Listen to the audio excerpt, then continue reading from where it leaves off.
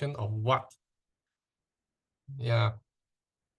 So the portion of what is very important. So 100% of $100 of 1,000 is 10%. There's a lot. Okay. So $100 of 10,000 is only 1%. That's very little. So you have to look at it in the perspective of the entirety rather than just that amount that you're considering when you're spending, when you're investing or whatever. Always look at when you're looking at the return of something, you look at. I'll be more specific later on, but this is the general rule that you have to look at it. Okay, you have to look at the percentage.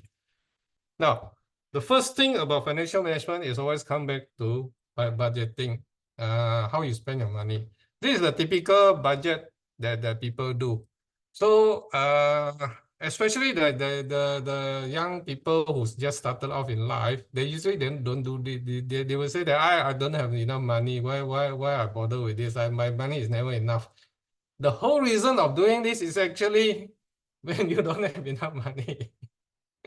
Okay, so when you have too much money, then you start to summarize, and then you forget about all these small expenses. Actually, the less money you have, the more important this thing is to you. Okay, it's been a very long time since I haven't done this. I've done this in my younger days. I haven't done this in a long while. And then this is a very basic one. You must have something like this. Okay, it's a very basic one. You have to do something like this. It's not that there's nothing wrong or right or wrong about it. It's just that you must practice this so that you can be disciplined enough about money. If you don't practice it, you can't be disciplined without money. So come back to what Tiong Hui say is that just now you mentioned about the road to financial freedom or risk. It takes a lot of discipline to get there. Okay, it's not only about the knowledge and everything, it takes about the discipline to put it into practice. And this is one of the things that you need to practice. Now, this is a very basic and typical one. As you progress, I want you to do something else. This is what a lot of people don't do. This is the more summarized version of what you have just now. Just now you have all this jumble up thing, and then you write that. This is what typical people do, typical basic budgeting. And then I want you to consider your budget, okay? And when you have a shortfall, why you have a shortfall? When your money is not enough, 钱不够用. So Singapore, Liang Po showed a few movies about money not enough. Money is always not enough, even for a billionaire. Okay, so it comes back to budgeting. It's come back to discipline and budgeting. Okay, so don't say that when your income is low, your budget is you have a shortfall and then money is not enough. It's actually the discipline is not there and the budgeting is not there. Okay, even if you are a billionaire, if you don't do that, you are not disciplined now, you don't do your budgeting, you will fail. Okay, don't think that it's something for the rich or for the pro. There's nothing about it. Money management is money management, regardless of how rich or how poor you are. Okay. The earlier you do, the more disciplined you are, the how good you are with it, it will take you to financial freedom. If you don't do it, then it won't take you to financial freedom. Okay. Now, so when money is not enough, it's because we are always chasing for better life. Okay. For the rich people, even if he's a millionaire, he's always chasing for a better life. He's always chasing for a bigger company, always chasing for more money. So eventually, there will be a budget shortfall. Even for the millionaire, there will be a budget shortfall. So this is where things get rough and gets complicated. Okay, a lot of people will get into trouble when you have this kind of budget shortfall.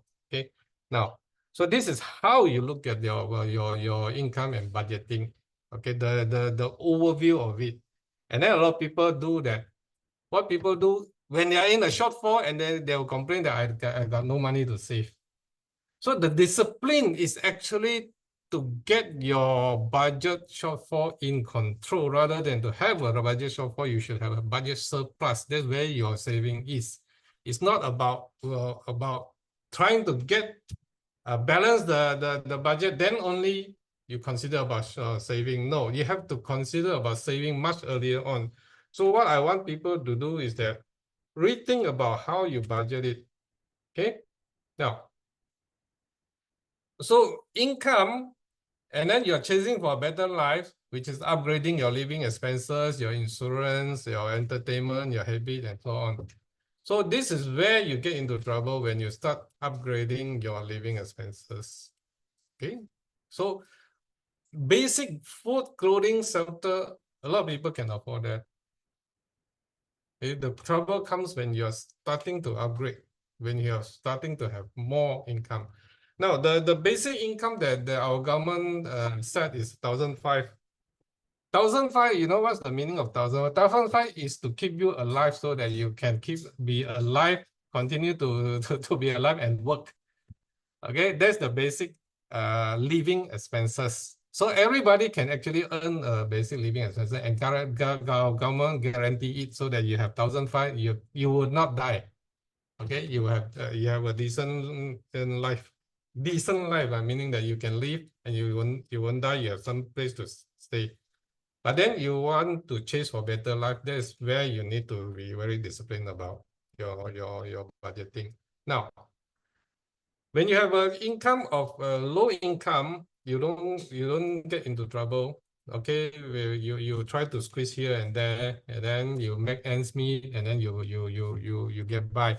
But then when your income start to grow, okay, you look at it at B40, the people hardly have any savings. Okay, so if you look at the yellow line is the saving. Okay, so you have the living expenses. The basic living expenses never change. This is the 1,500 basics. But I put it here is 2,000 now.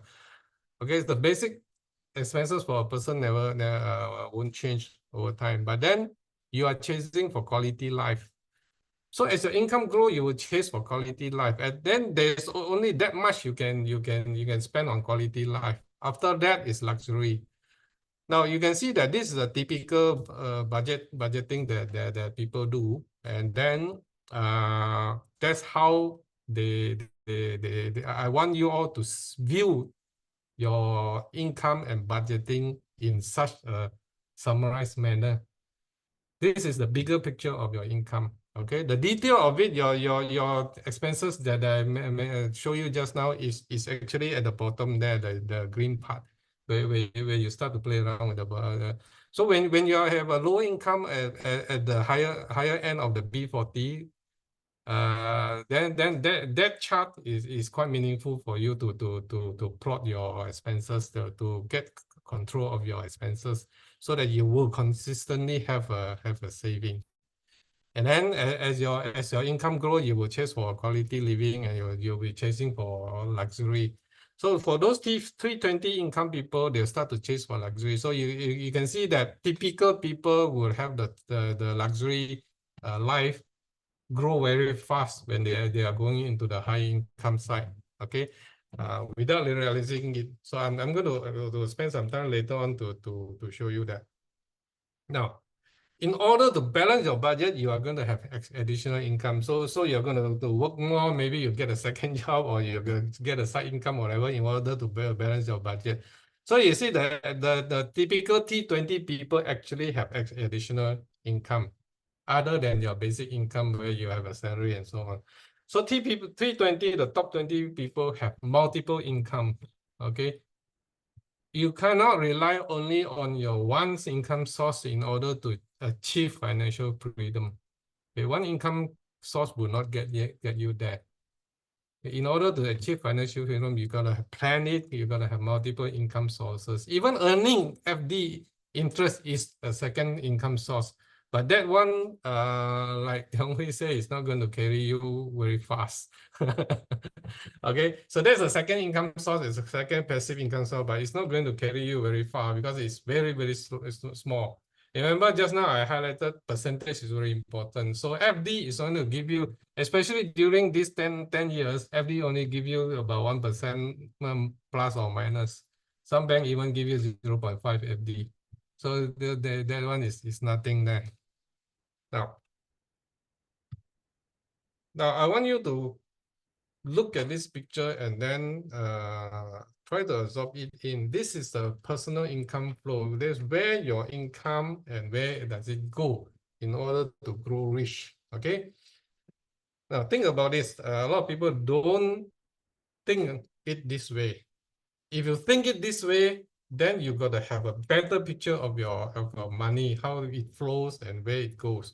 So your income source, your on the left hand side, your income, your work income, it goes to your daily expenses, going down there, daily expenses, and then it goes into your lifestyle. You start to buy meal, you want to have a better protein, you want to have calcium, you want to have this, you want to have that, you want to have a veggie, high fiber or whatever. That's your lifestyle. And then you spend you put a bit of it in your saving, and then the saving starts to grow and your money starts to grow, and then you put it into your investment, and then you buy some insurance to protect yourself and so on. So this is a typical flow of money. Now I want you to take this in, absorb it.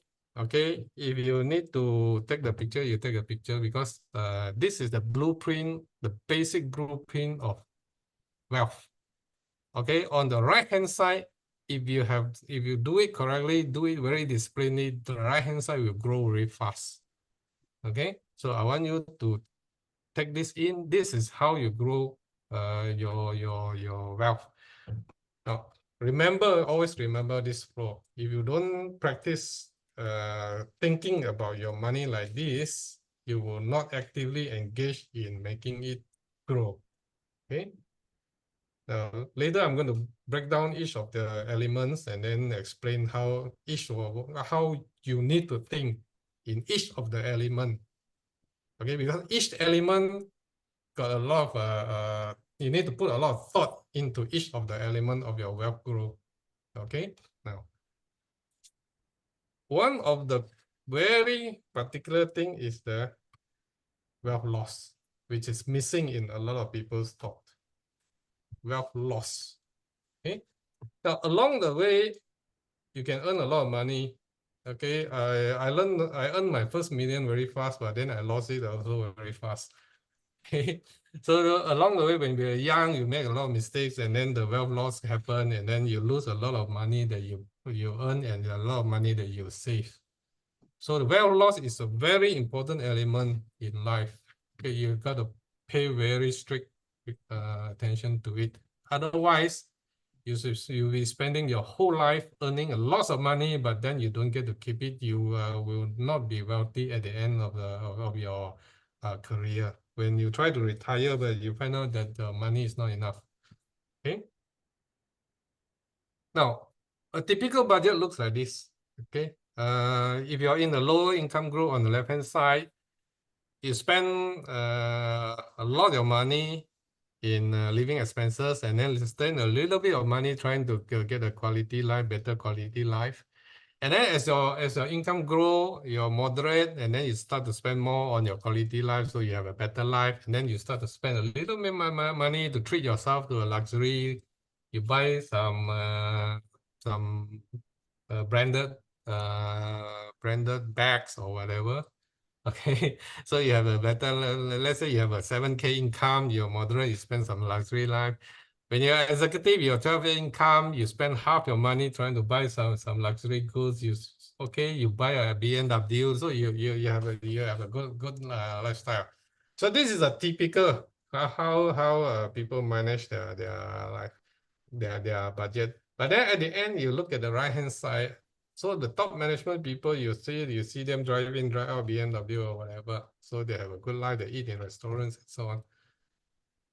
So you can see the most basic expenses is actually very little only. The living expenses very little only.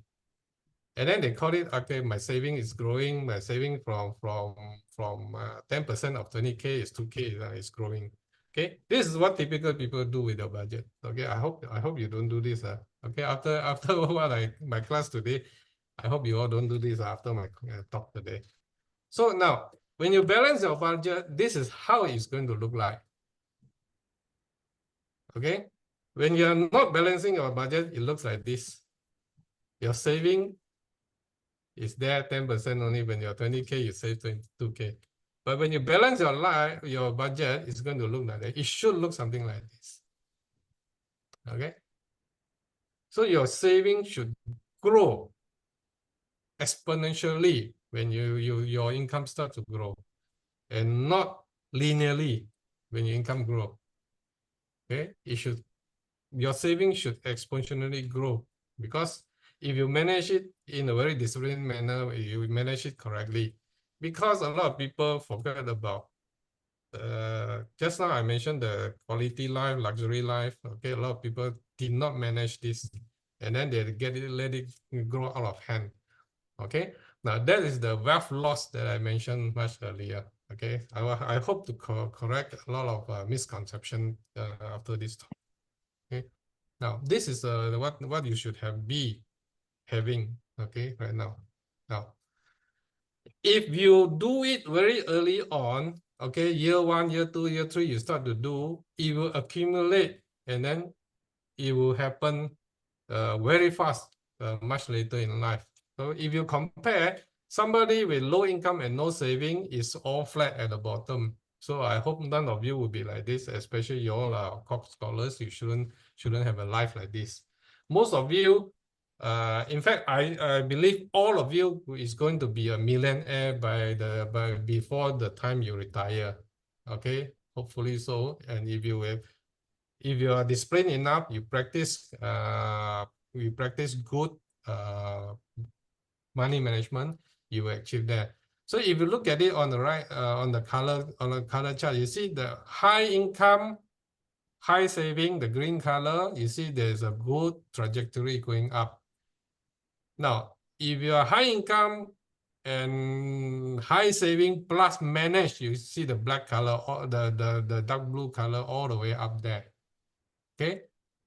This is typical. This is very true scenario. Okay, every one of you, if you are more senior, you already spend 10 years, 10 over years of your working life cycle. You plot it in, you will see this chart. Okay. Now the blue income is the blue color one is the typical of professionals.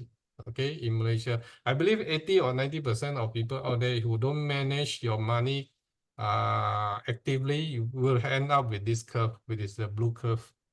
Okay, now the blue curve is high performance people, okay, who have the ability to grow their career and enjoy a good income, but do not manage it actively. Now, those high income people and high saving people, and then you don't manage it correctly, is the red color one. I hope none of you will become the red color one. Okay, these are people who take too much financial risk and don't manage the money properly. So they go up and down.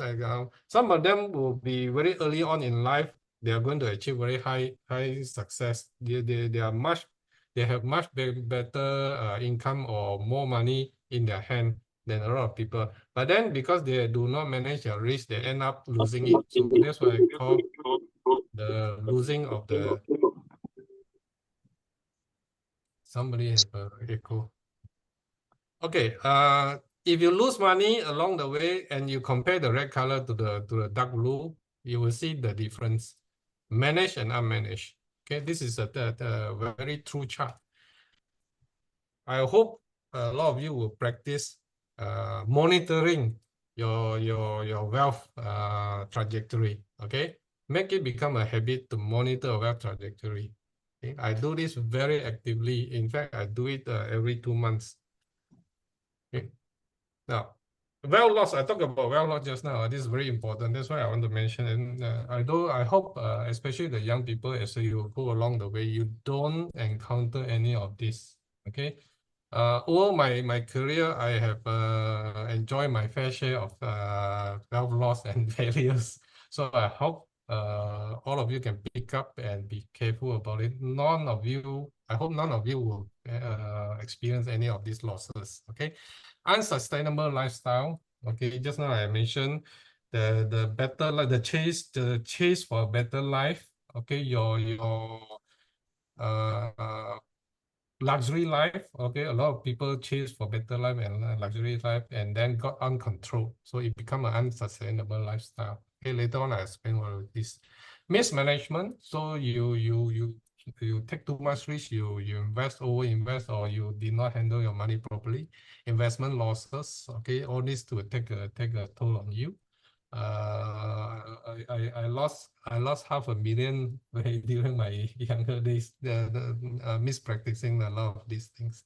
Okay, squandering. Of course, I don't do squandering. So I hope none of you do squandering. And then some people can get carried away with charity.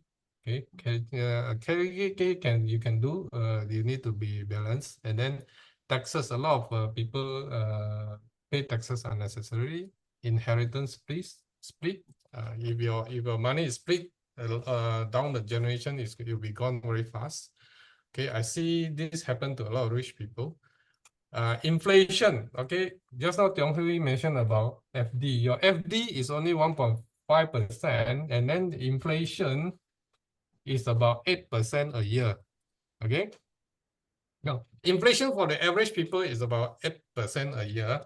Inflation for the lower income people can be 10 up to 20% a year.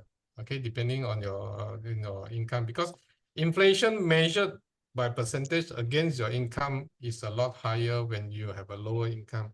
When you have a higher income, the higher income group of people know how to balance their budget, and their losses in inflation is actually very low. So it's about 6 or 6.5% for the higher income group. Okay, so that's the effect of inflation do on you. So you have to think very carefully how to beat the inflation. Okay, then gambling and fraud. I see a lot of fraud in recent years, especially the last 10 over years. A lot of fraud, telephone fraud, investment frauds, a lot. Don't lose any money on fraud. I lose quite a fair bit of money by fraud when I was young. Quite a fair bit of wealth that I lost is when I was during the 30s. During the 30s, the early 30s, late 20s, I lost quite a lot of money due to fraud. Okay, there are many types of frauds. In fact, I have done a very extensive list and recorded quite a lot of ways the fraud can be done. Okay, so now, especially now with technology, fraud can happen anytime, any second. Even I'm not careful, I might be frauded on. I mean, even if you are the best, you can be a lawyer, you can be a doctor, you can be very intelligent, you can be very careful, and yet fraud is everywhere. One mishap and you cannot con. Okay. Now, when you do not manage your financial properly, you're gonna get into trouble, and you go bankrupt. Every day, there's 13 people bankrupt in Malaysia. Okay, so there are total 200 over cases still actively registered on the bankrupt list. 37,000 since 2021. Okay, and only 1/3 of it, half of it has been released. I mean, released meaning that they are removed from the list. Okay, so there are 17 million working adult in Malaysia, and 1.3% is bankrupt. So it can happen to anybody. So be careful. That's why I say wealth loss is the biggest thing that prevent you from financial freedom. Okay. So wealth, where does wealth go?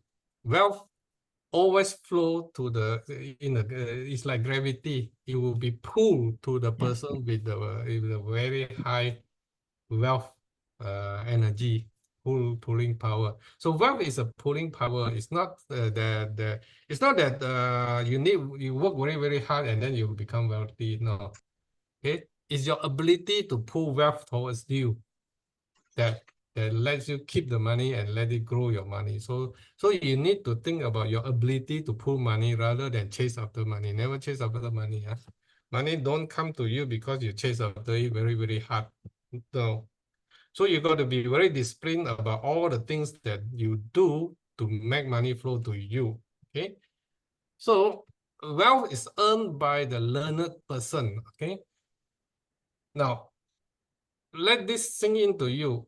Only when you know something very well, then only that's where the money is. Okay. Let's say you want to you want to do business. So are you ready to do business? That's the most important question. Are you ready to start a business? It's not about anything else. Of course, everybody will be very hardworking. So when you say that I want to start a business, I'll be very hardworking. But then, are you hardworking when you are doing a job? If you are not hardworking, you are doing your job, you go to your business, you're going to fail. Okay? Because the property that lets you earn money, okay, it should be carried with you no matter where you are. So that's the ability to attract money. Okay. So wealth is always earned by the learned person. So if you are not a learned person in that field, the field where the money is, you are not going to earn that money. Just because you jump into a pool of money doesn't mean that you can get to keep the money. Okay. So you need to be the learned person. If you want to earn money in the share market, you have to be a learned person in the share market. If you want to earn money in a coffee shop, you open up a coffee shop, you want to earn money on coffee shop, you got to be a learned person on coffee shop. Okay. So it's only earned by the learned person. It's not earned by anything else. Okay. So money is attracted. It's not when you chase after it, you get it. Okay. So from your saving, you need to convert it to some form of investment in order to enjoy a passive income. No. So you have two types of investment, which is self-investment and monetary investment. Self-investment, if you invest on yourself, okay? So this is where you make yourself more attractive to money. So you need to have a tertiary education. You need to have a higher education. So okay, you need to attend training programs. You need to train in order to earn something. You want to be a good doctor, you got to train to be a good doctor. You want to be a good engineer, you got to train to be a good engineer. Not just getting a degree on engineering, you got to train to be a good engineer. So you got to train yourself, you got to get people to train you. So training is very important. You got to buy more books, you got to read, you got to get a coach if necessary, get somebody to coach you and get a mentor especially. So all this is self-investment, self-improvement. So make your ability to attract money. That's very important because the more attractive you are to money, the more money will flow to you. Okay, remember this. Okay, the more attractive you are to money, the money will flow to you. Okay, so self-improvement is one very thing, and then monetary investment, where you put your money is very important. So how you put it, where you put it, is all this is also knowledge and experience. You gotta know have that.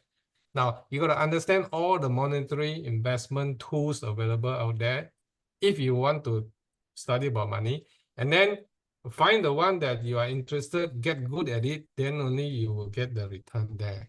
Okay. Now, fixed deposit, trust funds, EPF, share market, gold, small business, all these are things that you can put your money in and get more money. So this is investment where you generate money. Okay. Now every piece of it has the skills and experience, matching skills and experience necessary to get good at it so that you can generate income and not lose money.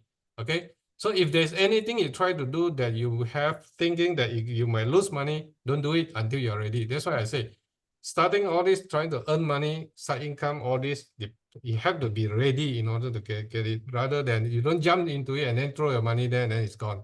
Okay, that's you lose your money.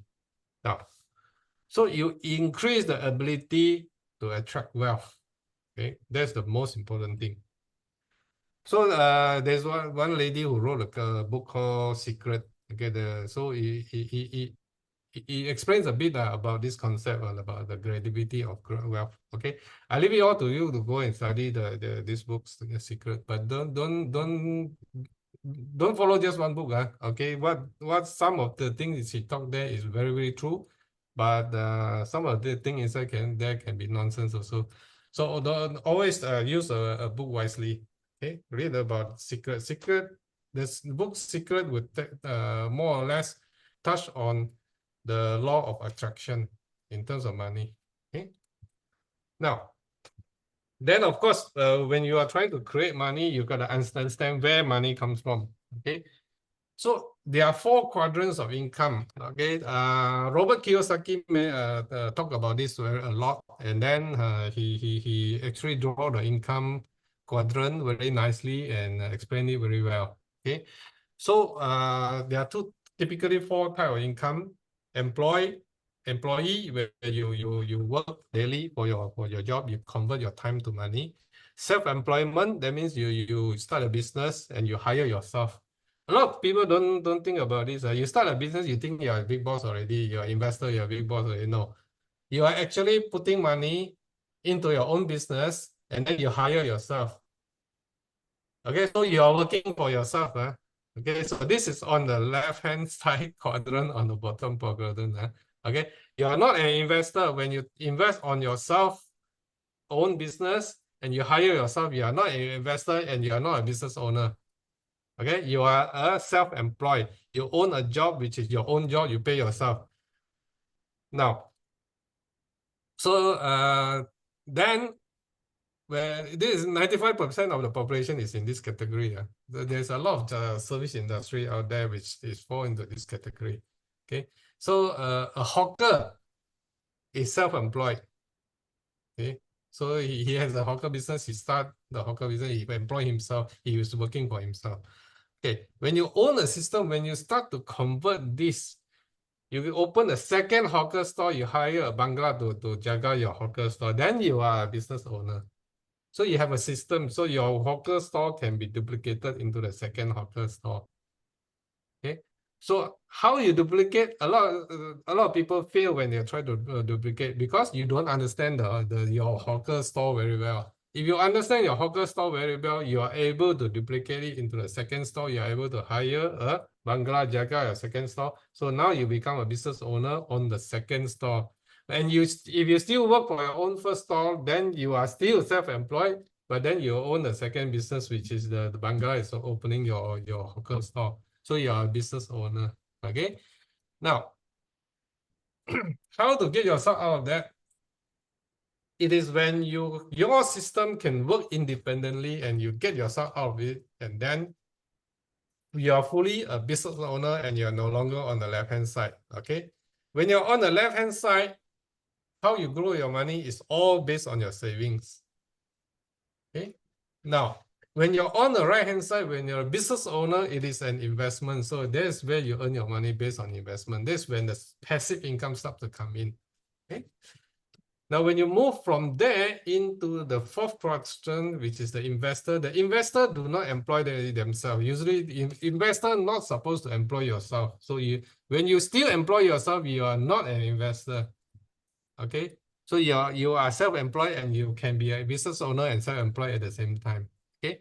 When you are investor, your money is put into some kind of business system and then it come back to you as a passive income. Okay. So let's say you invest your money in the trust fund. Trust fund is a system that you put your money in there and then you earn the income from there. So that's the investor.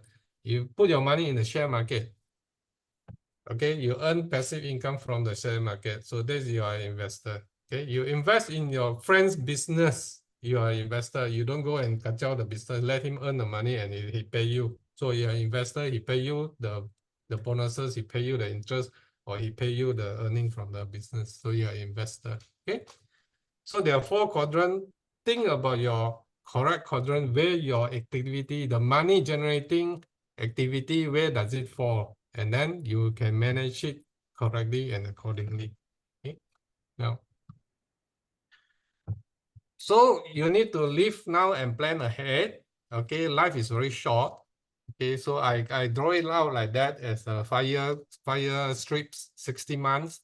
So if you look at it, when you're 50 years old, you have how many months left? You have 360 months left. Okay, not a lot of time when you're 50 years old. When you're 70, you only have 240 months left. Okay, so start early, like what Tiang Hui say. Start very early. Okay, now So you need to set your financial targets very early on in your career. What you want to achieve, okay? So your first target, okay, I want to accumulate 30 grams of gold, which is 3 months car down payment. So this is your target. So set your target accordingly, and then you achieve it one at a time. If you don't set your target, you don't write it down, you will not achieve the target. Believe me, this has been tried and tested very, very effectively. Okay.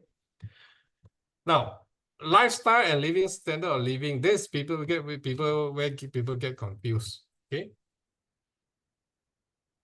Lifestyle and standard of living, when you try to increase your lifestyle and standard of living, that's where money leaks out. That's where the wealth loss is. So you've got to look at it from the percentage point of view.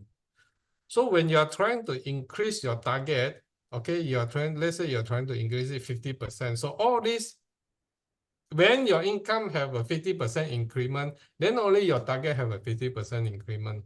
Okay, that's how you manage it. So how you manage your lifestyle, think of it in the terms of percentage. Okay, otherwise you will lose balance, and then you get into trouble. Okay, and then you fall into the category of wealth loss.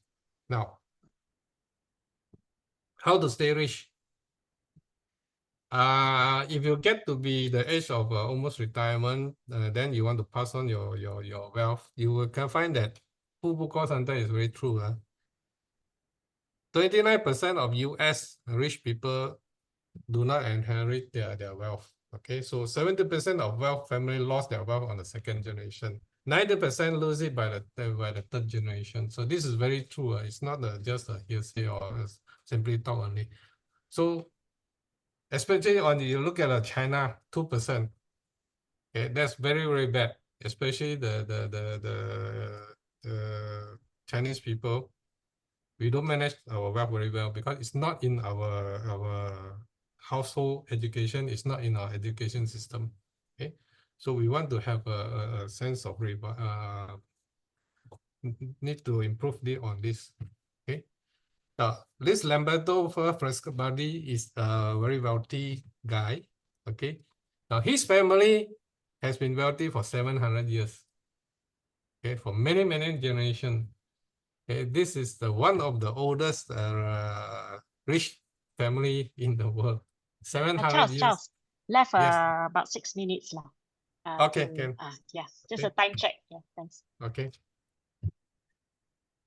So this is a typical wealth flow. You earn your money, you save it in bank, and then you pay your house. There's a lot of people practice this, but I want you to think deeper, okay?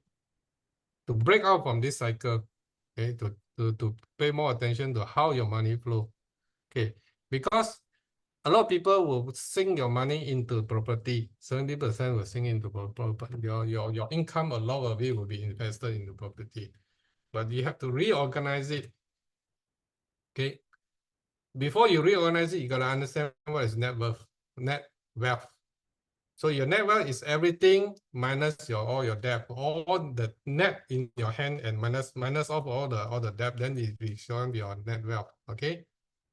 Another thing is that the house you stay in is not your net worth. Okay. So when you start to think the house you stay in is not your net worth, then you will totally have a different idea of how you manage your wealth. Okay. Now, it is your will. It is what you leave behind to your family. It's not your wealth. Okay. It's where you stay, you live, and then you leave it to your children. And that's your own house. Okay. It's not well. So you have to restructure it. So your own stay house should be only a portion of your wealth. Okay. Do not go extend. That's where I say about just now, a better life. When people chase for a better life, chase for a luxury life, they end up with a chart like this. Okay. But if you review your wealth and then you distribute it more evenly, you'll find that this is a more typical wealth distribution that I recommend to people. You have some money in gold, especially during this time of financial crisis. It's better to have your money in gold. Why? Gold will appreciate more against inflation. Inflation is about 8%. Gold appreciate about 10% a year. So the 10% against you still earn 2%. If you keep some of your money in gold. Okay. Then if you are good at share investment, you put some more money into share investment. Learn how to do share investment. Okay. Because there will give you a higher return. So you have more there. And then of course property, you don't have to think much about it. You just put there, sit there, and then wait. Okay. If you are into business, go and do some business because there can be earn you a very good income. And then you always have to think about your tax deductibles, your other financial instruments such as trust fund and your insurance, any type of insurance product. So think about it, learn. As I said, money is earned by the learned people.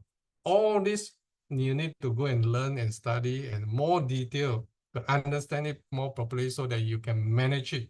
The keyword is manage. So if it is unmanaged, it's uncontrolled, it will live by its own. Okay. So you just don't want to think about it. You throw all your money into FD, it live by its own, it will live by its own, it will always lagging behind inflation. So your money in FD will be outgrown by inflation. Okay. So always think about money percentage in percentage form. Okay. So money return on investment have two way to calculate from the asset method, net profit over investment value, cash flow method, net cash flow over investment value. Okay, so they always think about the percentage. Now, the larger the investment amount, the lower the ROI, meaning that do not it's very easy to generate 1,000 profit out of 1,000 profit, one out of 1,000 investment. Okay, earn 1,000 profit from 1,000 investment is very easy. So you think you're a hero already, then you start to get careless. Because to earn 1,000 out of 1,000 is easy. To earn 10,000 out of 10,000 is a little bit more difficult. To earn 1 million out of 1 million is very, very tough. Okay, because you are talking about 100% return. Okay, the more money you have, the larger the investment amount, the lower the percentage is. Always remember that. So the more money you bet inside, the chances of you getting a good return is lower by percentage. Okay. So another thing is that you have to think about the earning ratio. This is when you are going into investment. Always think about the earning ratio. Okay. Earning ratio of 20%. That means that something you put in, you get 20%, 20 years out of it, then only you get the return on your money. Okay. Anything that return you the money 30 years is very bad. Anything that return to you 8 to 15 times is a good investment, a reasonable PE ratio. Okay. Now, what is effective wealth? Effective wealth is all asset that can generate income. So it's effective wealth. Okay. Think about it. Is your wealth effective or not? If your wealth is a sunken wealth, okay, it is not effective wealth. So a wealth that can generate income, and that income is what percentage of your wealth. So that is an effective wealth. Okay. If your wealth is not effective, that means you have your thing. FD is not an effective wealth. Okay. So for the past 30, 40 years, I do not have any money in FD. Until recently, we created our own FD fund, which generates 6.5% return. Okay. So our own FD fund in my foundation, not foundation, so corporacy, we generate 6.5% return on our FD. So that is a very good return of fund. Okay. Now, so I want everybody to think about mismanagement. Okay, so there are many reasons why a person can go bankrupt. You don't manage your money properly, so you have a leakage of wealth. So when you have leakage of wealth, you get into trouble. Now, if you look at it, the hire purchase and housing loan is one of the key. It takes up close to 60% of bankruptcy. That's why you buy car too big for you, you buy a house too big for you, so you get into trouble and you end up with a bankruptcy. And you can see that most of it is loan. Okay, so all the bankruptcy issue is about a loan issue. So when you are borrowing money, be very, very careful about it. Can you afford the borrowing? Okay, be very extra careful. So Going into business also be extra careful. Are you ready to go into business? Because bankruptcy, now bankruptcy is on the rise in Malaysia. So companies can go bankrupt, okay, unless you are ready to do business. Okay.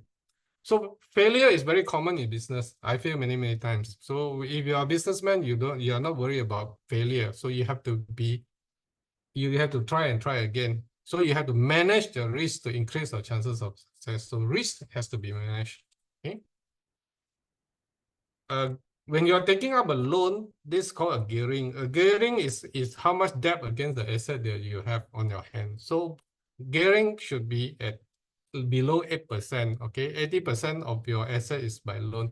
So if you buy a house, the house say that no deposit, that is 100% gearing. Okay, and it's even worse if the house price is inflated. A 500,000 house, the developer say it's worth 600,000. The developer ask you to take up a loan of 600,000, but your price, the house is only 500,000. So you're having a gearing of 1.2.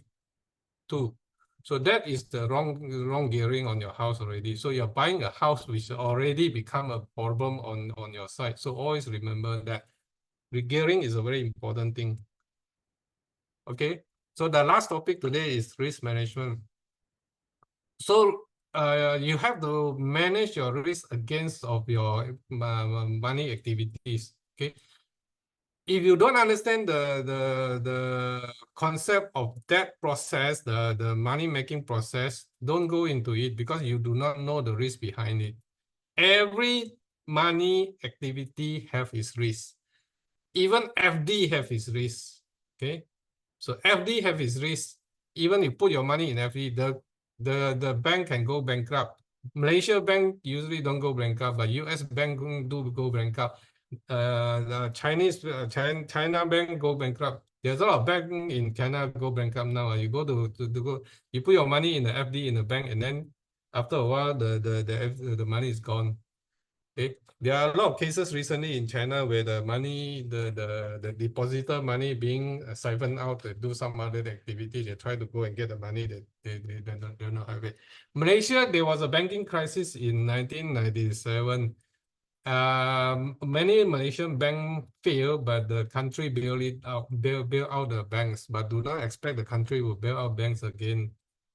In future, it may not happen again. We don't know. So even FD have its own risk. Okay.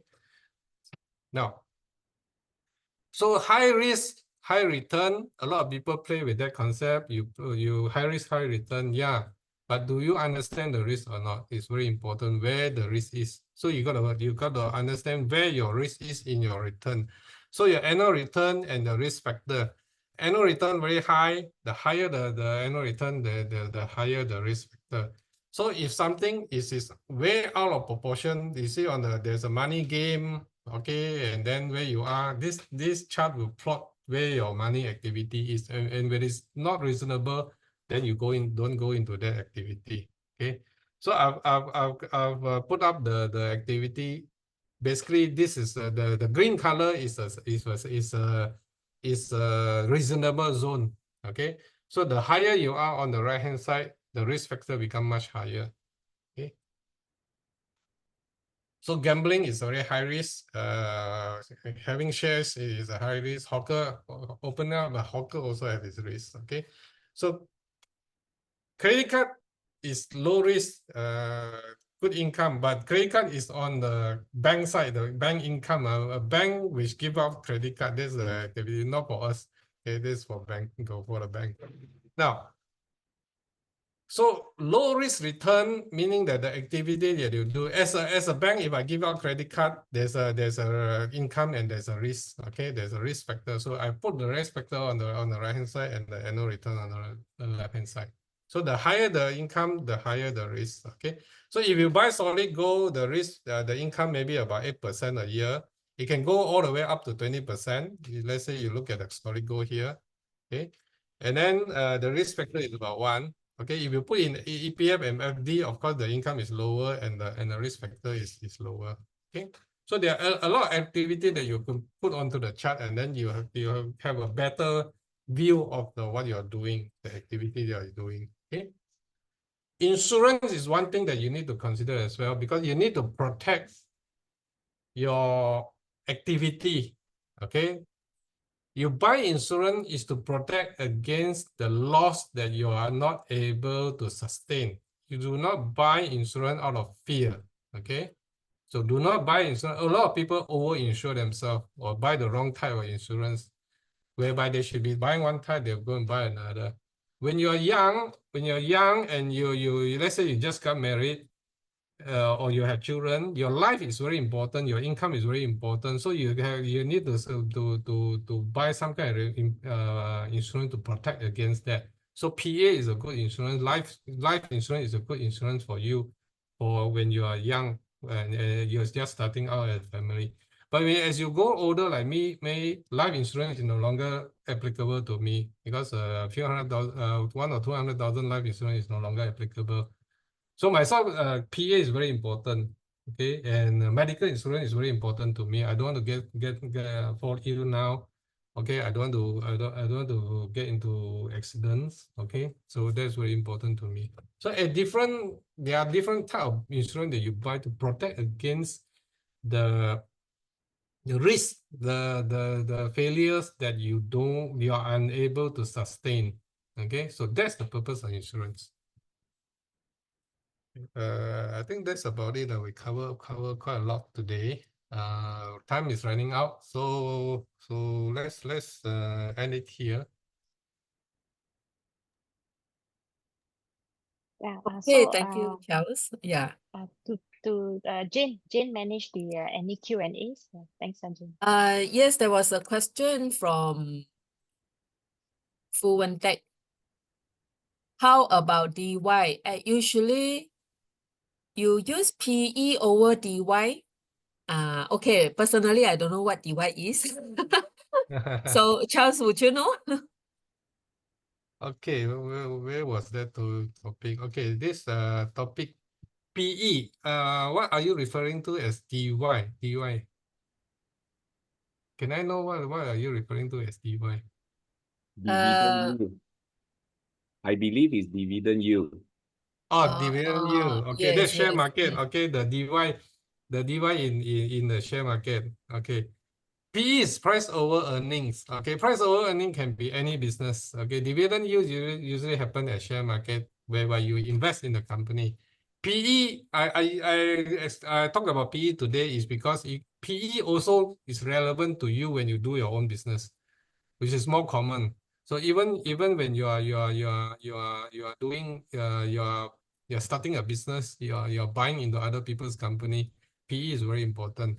Price over earning. So the price you pay for the investment over the earnings. So if you invest a sum of money, how long it takes for you, how many years for you to get your money back? So that's PE.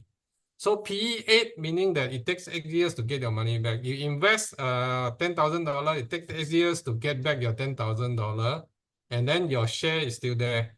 So that's what we mean by PE. Okay. So if it takes 20 years, it's expensive. Okay. If you put your money in a business and then it takes 20 years to get your money back, the same amount of money you get back is too long. It's 20 years is expensive. So it's considered expensive when you go and buy that business. Whether you buy it completely or you buy a portion of it. So when you go to the share market, you buy a portion of it, which is 1,000 share or something like that. You buy a portion of it and you still pay a certain amount. So the price over earning is that's the meaning. Okay. So you pay 100,000 into your friend business, you buy all his business. You gotta ask him, you really gotta ask him what's your PE, how long it takes to earn your money back. So you put 100,000, it takes you 20 years to get back that 100,000. That's very expensive. Okay. So it takes you 30 years to get back your money. That's very, very expensive. But if you put it inside, it takes about 8 to 15 years to get back your money. Is considered reasonable. It's considered reasonable if it is not risky. Okay, if it is something very risky, you want a shorter time frame. You want it to get your money back fast. Let's say you are buying your friend's hawker store. Maybe you're paying a price of PE of 5 only. or 3. Okay, so because a small business tend to be more risky. Public listed company tend to be less risky, especially big banks, very stable businesses tend to be less risky. So those type of businesses will tend to have a higher PE ratio. Okay, so there are certain kind of businesses which have very high PE ratio.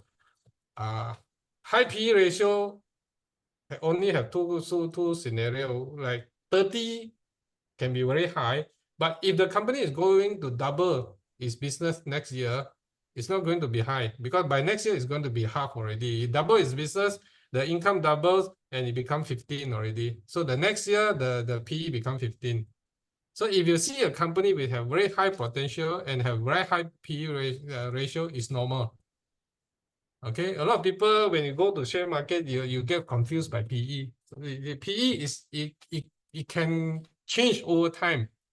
It can change over time. So a potential of company, like banks usually don't change very fast over time. So bank PE ratio is quite stable. So bank PE ratio, it can command about 15 up to 20 sometimes. When there are too much money in the market, you check up the price, then it becomes 20.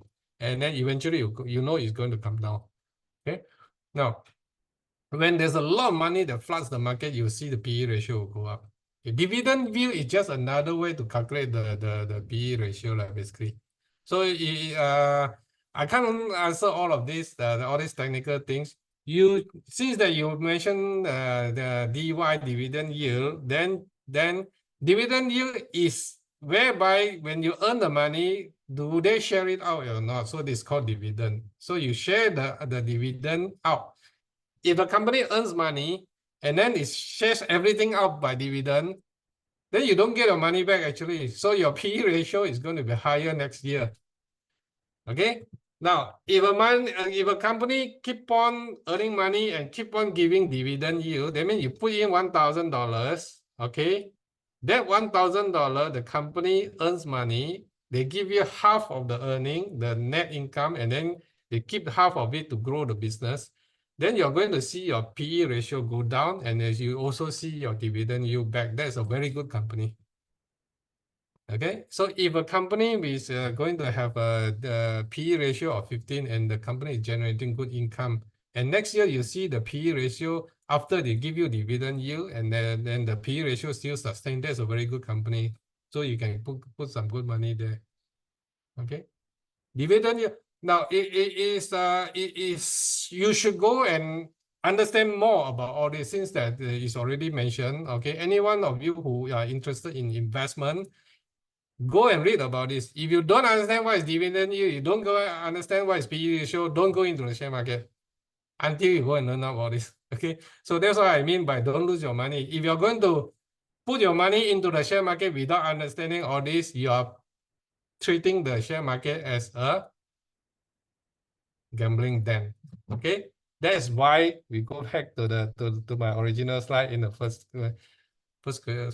screen there. Let me share it back again. Okay.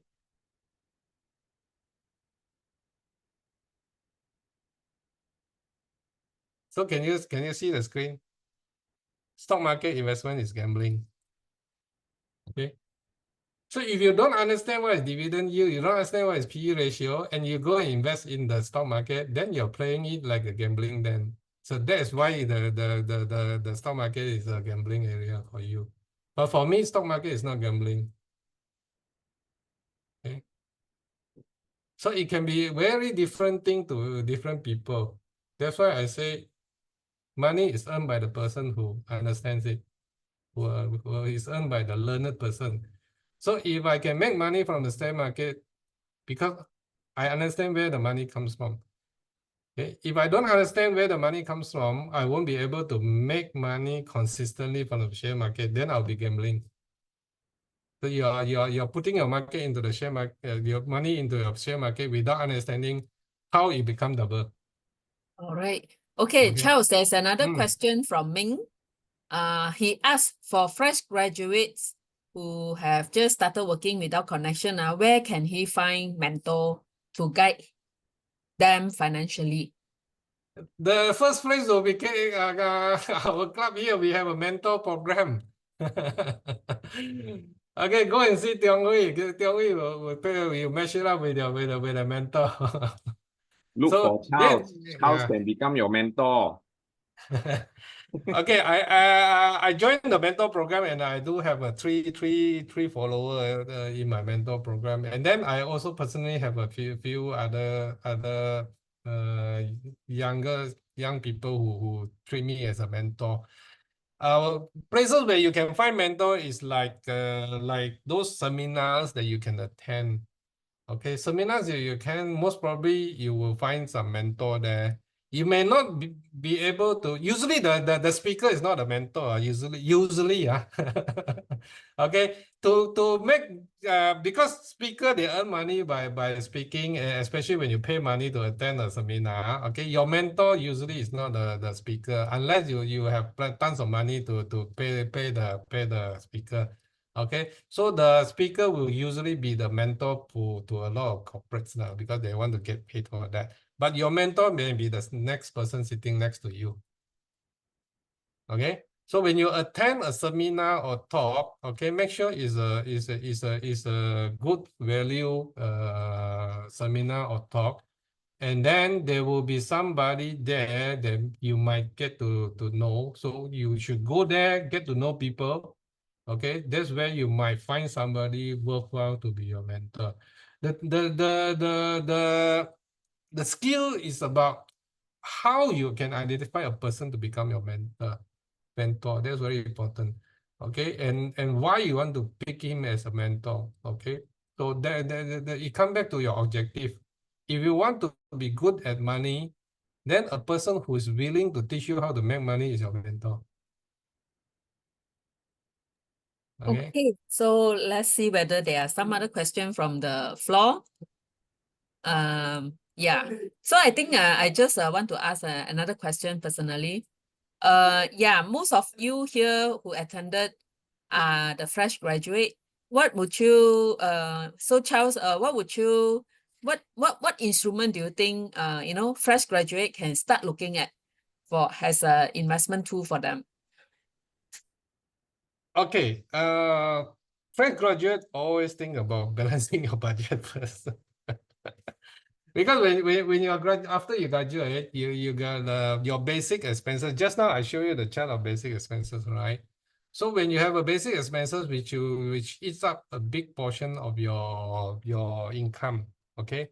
So the most important thing about a fresh graduate is to balance your budget, okay? So when you balance your budget, okay, you're going to treat it differently, whereby you are going to put your expenses at the bottom, the living expenses, not your luxury expenses, not your good living expenses. You're going to put your basic expenses like food, basic food, something that keeps you healthy, basic clothing, something that keep you warm. Okay, basic living expenses at the bottom, and then you're saving at the second tier. Okay, then the rest on the top tier, you manage and balance your budget and you start to have savings. Okay, when you start to have saving, where you put your saving, don't think about too much about investment, because at this point of time, your skill at investing is still very low. That's why I say earn money. How you make money is how much you know about making that portion of money. Now, if you're going to make money from the share market, you got to learn from it first. My first amount of money I put into share market was only 8,000. That 8,000 lasts me for about eight years. So my target for that first 8 years was actually not to lose that 8,000.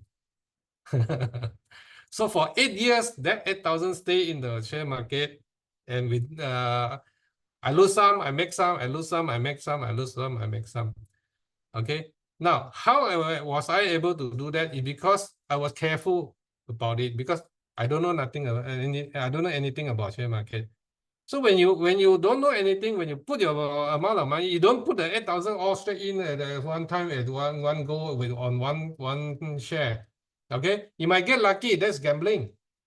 Okay, your 8,000 becomes 6,000. Remember the chart that I showed you just now, this one? Okay, you get lucky, you become richer by double up your wealth. But no, you don't do that. because you have gambling. So the 8,000 maybe I chop up into 20 portions. Okay, each portion is $400. Okay, but I didn't do that. I have some my own way. So you chop up into different portions, and then you use that as your learning. You have to consider that amount of money as your learning process. So it's tuition fee. Okay, so I was lucky enough that 8,000 I never lost it. I lose about a few thousand and then I earn back. I lose a few thousand and earn back. So it's tuition fee for after 8 years, I didn't lose a single cent, and then that's where I start to put more money into it. That is my personal experience in the local Malaysia share market. My experience in other share market was very, very bad. That is before I started investing in Malaysia share market. My experience in the foreign share market was very, very bad. So there's another different story whereby I lose totally all of my money then. There are a few lessons there about risk management because I was too young and I took up too much risk, way beyond what should be what should I should have done. So I lost all my money there. In fact, 95% of the money I lost in my entire life was lost during that few years. Yeah, very early in my younger days, around late 20s to the early 30s. I lose 95% of my wealth then. All the losses in my life, I lost 95% there. Okay, interesting life story. So you gotta get better at it before you start throwing money everywhere. Okay. Yeah. Okay. Okay. Now, and when you look at it in the percentage point of view, it becomes very serious. You might think of it, okay, 5,000 only, but when that 5,000 is half of your net worth, that's a lot. That's 50% of your net worth. Okay, especially when you are young. Okay, you save money, you save about 5,000, is already your life. When you're 20, you just graduate for 2 years, you still have 10,000 saving, you think you're the king already, you go into the share market, you lost 10,000, nothing like 10,000, I made back in another 3 months from my salary. No, that's 100% of your saving is wrong. Okay, always think of it by percentage. Okay, next. Okay, so when we should consider gold? Is it the best time now? Okay, you saw what I did with the gold is that I put about 10% in gold, where typical people should manage about 10% in gold or silver or whatever. Silver usually is about 1/2 of gold is like that is where silver is, but I don't recommend it for people. You got to understand what silver is, then only you go and buy silver. Don't buy because it's more risky. So what you do when you are first starting off, you can go into gold, but leave it maybe about 10% of your net asset. Okay, now the good time to buy gold is before the US dollar burst. Okay, why is there such a thing that the gold actually nothing, it just sits there doing nothing, and it shouldn't be. Warren Buffett hates gold. Warren Buffett hates gold. Why? Because gold just sit there doing nothing. It gives you income. It's just by number only, by calculation only, because the price go up. Why the price go up is because of inflation. So when there's an inflation, where does inflation come from? When government print money. So Malaysia inflation is about 8% because government print about 8% of money every year. So they print the money and your money become more, but the asset in the whole Malaysia is still not much different. So the inflation, the money printing is faster than the growth of the wealth in Malaysia. That's why inflation think the price go up. So your gold price go up. Not because the gold become more. Your 1 kilo gold won't become 2 kilo. Okay. So because the price go up. So when you put your money inside gold, it is because of inflation. So that's the best inflation hedge. Okay. So when you have lose money, you don't put into FD because FD only give you 1.2%. Inflation give you 8% a year.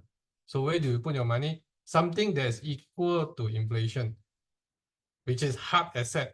hard asset will always grow according to inflation because hard asset is where you can feel you can keep. Okay, so a house is a hard asset. Gold is a hard asset. So when you put your money in gold, it will follow inflation and go up. So but you don't tikam, you don't go and say, okay, tomorrow the gold price is going to go up. I buy now, tomorrow the price go up. No, you don't do that. You buy gold in terms of accumulation. So you slowly accumulate. When you accumulate, you got the average price. And when you accumulate early, your average price will always be lower than the current gold price. And that's where you start to feel more comfortable. When your average is lower than the current market price. Like gold now, current market price is 300 over. My average is only 200 plus. I'm very comfortable. At any point of time, I can go out and go and buy a little bit of gold.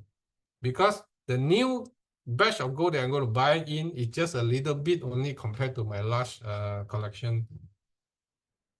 So if I go out now, most probably I'm going to buy just 1% of what I have in hand. So what is 1% against the rest of gold in my hand? So I don't care about the price. So long as I'm comfortable, I got some loose money, I convert that to gold.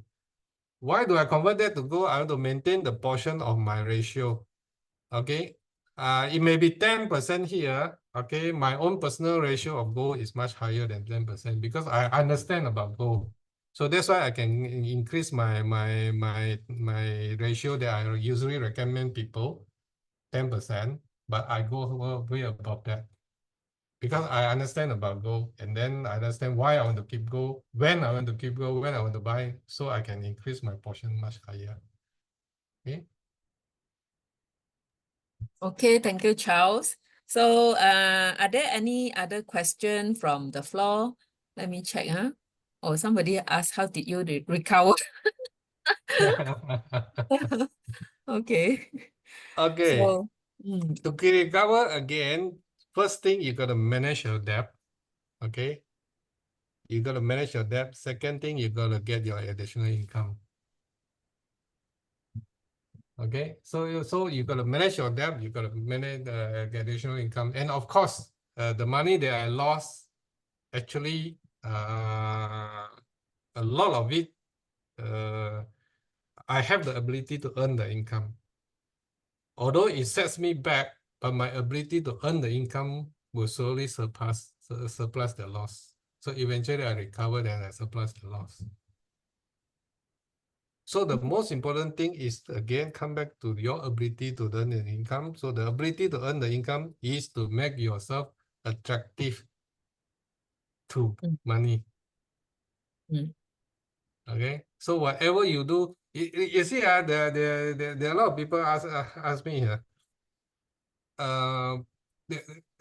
Hawker, you can become a very good hawker, you know. Even if you go and chao kway teow also, you can become a famous chao kway teow person, and you sell thousands of plates of kway teow a month, a day.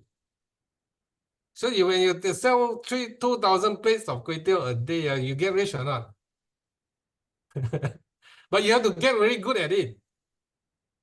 Okay, you have to be an expert in it, what material to put in, how long you want to fry it, and how much oil you want to put. So you got to become an expert at what you do. And that expertise will attract the relevant money. Okay, so if you are an expert chao kway teow guy, you will earn you are able to maximize the money that's related to that field.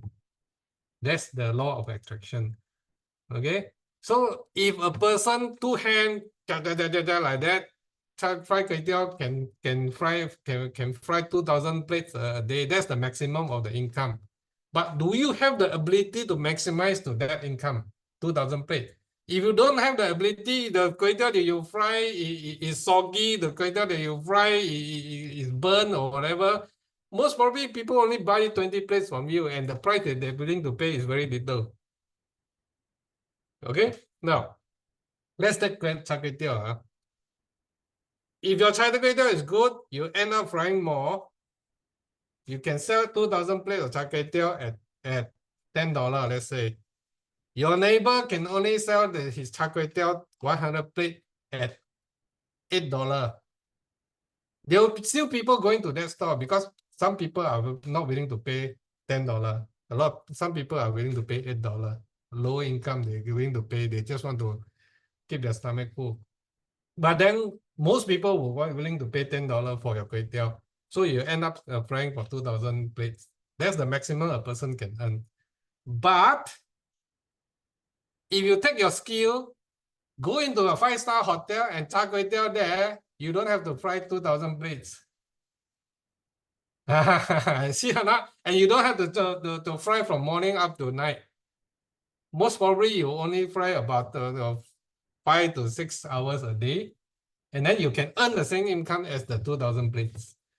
But there's still a person who's fried the kway teow. Okay? And you are able to enjoy that saving of time is because you know how to get into the 5-star hotel. But if you are still the same person who fried 2,000 plates of kway teow next to the roadside, you will not get into the 5-star hotel. You will not have that comfort. You have to make yourself have the ability, have the knowledge how to get into the 5-star hotel in order to get you away from that from that life of 2,000 plates of kway teow from early morning 4 o'clock until night 10 o'clock. Okay. Okay, good point. Branding is important to some extent, to part of money attraction. Yeah. Okay. So are there any more questions? If there's no more, Ivy, do you have anything to add? Or Tiong Hui? No, I don't have. All right. For me, the take-home message is that you need to study which type of investment that you want to go into. And you need to study thoroughly before you venture into that investment. So not all investment is good for everyone. So you have to pick the investment type that you want to invest in. Like for property, for example, you need to learn more about property investment before you invest. You want to invest in gold, you need to learn more about gold investment before you invest. So the more you know about an investment, the better return you get, so you will not get burned. So that is my take-home message from Charles. And then coming back to whether the car is an asset. To me, for a gentleman, a car is an asset when you're going after your girlfriend. After you get married, your car is no more an asset. Okay, thank you. Okay, car is an asset when you go after the girlfriend.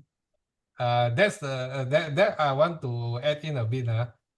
When you want to go after your girlfriend, you can go and hire a BMW. You don't have to earn it. You don't have to own it.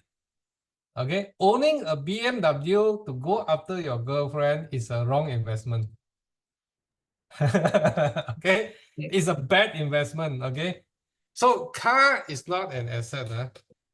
No matter what circumstances it is, car is not an asset. Car is a tool. Always remember, car is a tool. So when you see businessman buying BMW, he's using the BMW as a tool. That tool have many usages. Okay, it can be used for tax deduction. It can be used to attract to close a certain deal, like what Tiong Hui said just now, to close a deal with your girlfriend. So you need a tool. Okay, so the car is a tool, and the tool comes with a price. So when you realize car is a tool and tools come with a price, you will know how to manage it. Okay, and if you start to think car is an asset, that's where you start to lose money. So because when you buy a BMW as an asset, that is a lifestyle. So you can see car is still the same car, but the car is have a different meaning when it's set against a certain background and story. Okay, so when you have a car that sits in your home, in front of your house, it's a lifestyle. It's whether the lifestyle is luxury or not, depending on your income and your house and our other expenses. I see a lot of BMW and Mercedes in my apartment when I was staying in my apartment. That's the wrong lifestyle. Okay, when you're staying in a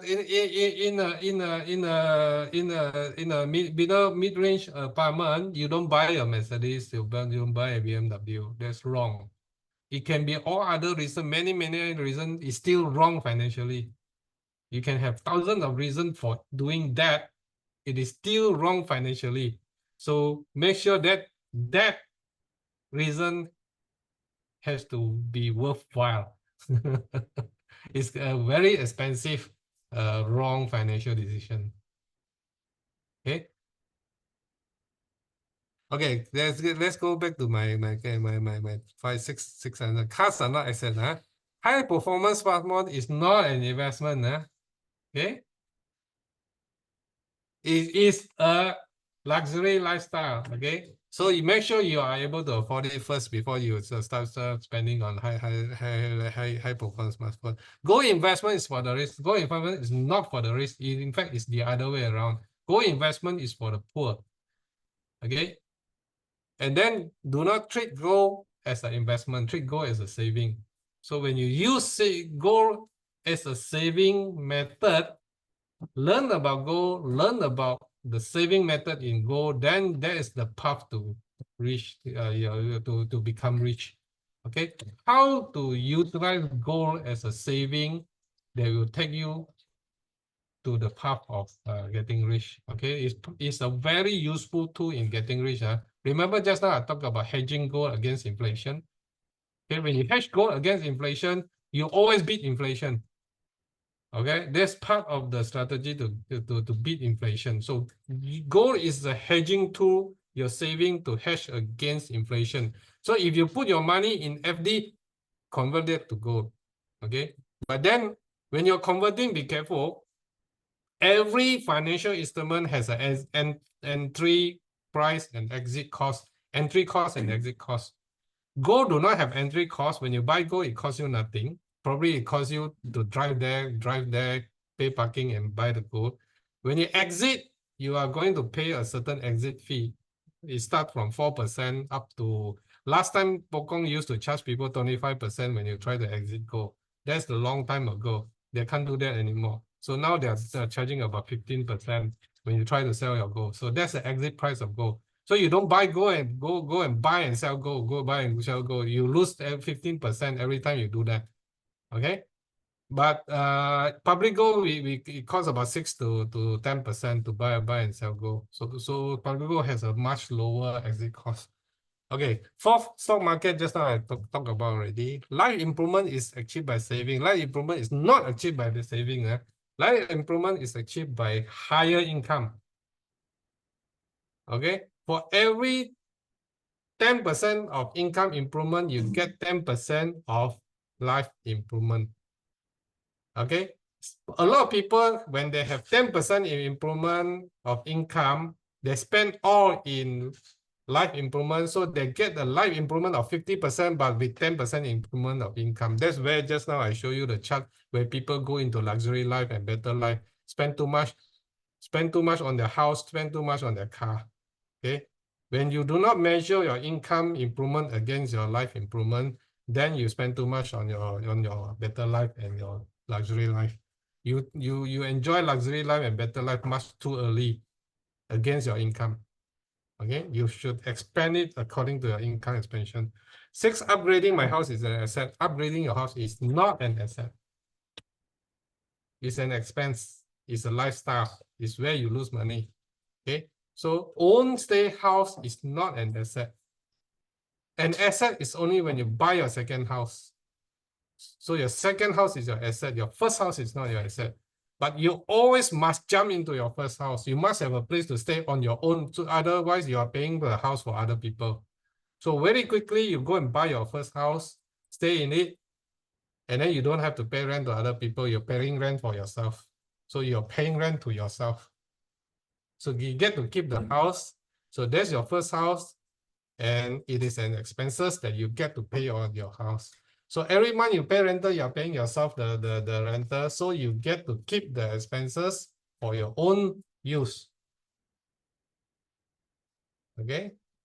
So your house is not an asset. All right. Thank you so much, Charles, for your sharing. Okay, so I guess we should end the session now. We have been keeping everyone for too long, getting Charles talking for too long too over time. Yeah. So yeah, maybe we can take a group photo before we end it. Charles, maybe you can help to remove the PPT first so I can see Okay. everyone and take a screenshot. Yeah, if you all can switch on your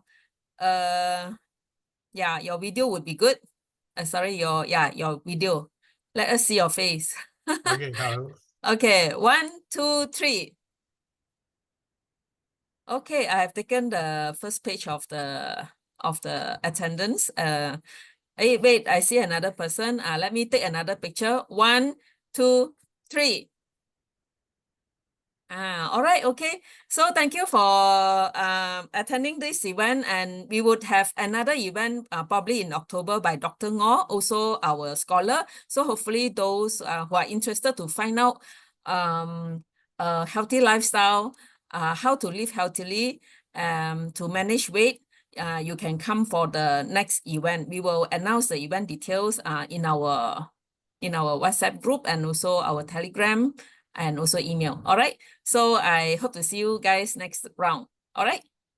Bye. Okay. Thank you very Good much. night. Good night. Bye, everyone. Good Good night. night. Bye-bye. Bye. Thank you, Charles.